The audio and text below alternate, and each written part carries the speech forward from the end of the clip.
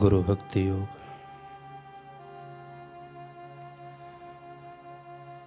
गुरु की अचल भक्ति ईश्वर साक्षात्कार करने के लिए बहुत असरकारक पद्धति मानी जाती है। गुरु की महिमा का सतत स्मरण और उनके दिव्य संदेश को सर्वत्र फैलाना, यह गुरु के प्रति सच्चा भक्ति भाव है। आचार्य के पवित्र चरणों की भक्ति फूल हैं और उनके आशीर्वाद अमर फल है।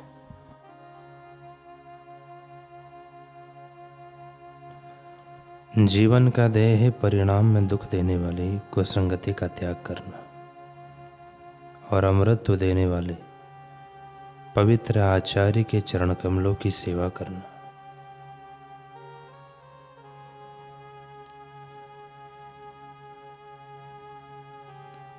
साधक जब इहलोक और परलोक में चिरंतन सुख देने वाले गुरु भक्ति योग का आश्रय लेता है, तभी उसका सच्चा जीवन शुरू होता है।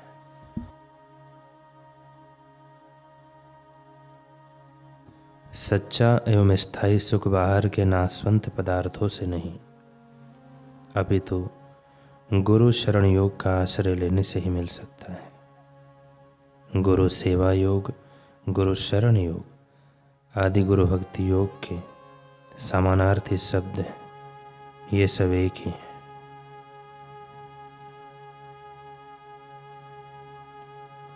गुरु भक्ति योग सब योगों का राजा है।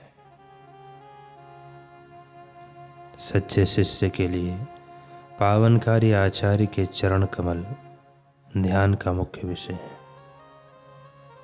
गुरु भक्ति योग सब विज्ञानों में श्रेष्ठ विज्ञान है।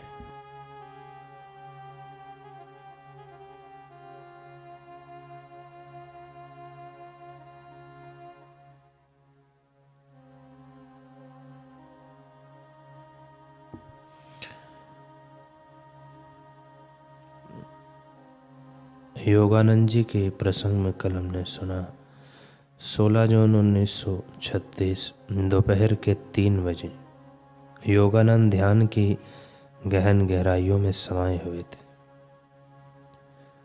तभी एक प्रगाढ़ प्रकाश पुंज उनकी आंखों के सामने चमका।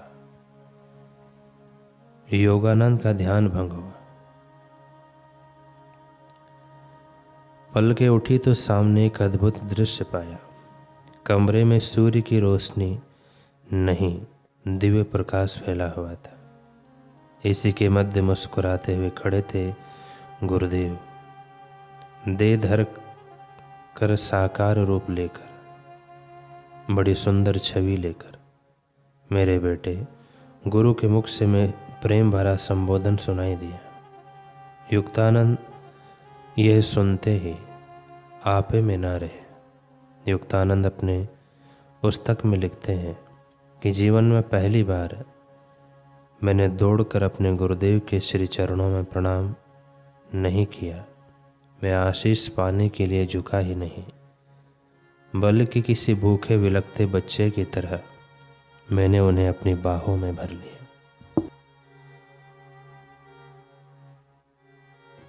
बेहतरीन से भी बेहतरीन था वो पल जो दर्द का दारुण बोझ योगानंद के दिल पर लगा था। वह अचानक से हट गया। मेरे गुरुदेव, मेरे हृदय के स्वामी मुझे छोड़कर कहाँ चले गए थे। खुशी के अतिरिक्त मैं योगानंद, विनय, विनम्रता, बात करने का सलीका सब भूल गए। एक हठीले बच्चे की तरह लड़कपन में गुरु से लड़ते हुए बोल बैठे। गुरुदेव मुस्कुराए और बोले कि कुछ समय के लिए ही तो गया था, देखो अब वापस तुम्हारे पास लौट आया। योगानंद ने कहा, आप मेरे ही वाले मुक्तेश्वर गुरु जी, मेरे ही गुरु जी है ना। वही आंखें, वही मुस्कान लेकर आए हैं ना। योगानंद भावावेश में कुछ का कुछ कहे जा रहे थे। गुरुदेव ने कहा, हाँ पुत्र, हाँ मैं ही आया हूँ। प्रकृति के तत्वों को अपने अधीन करके साकार रूप में आया हूँ।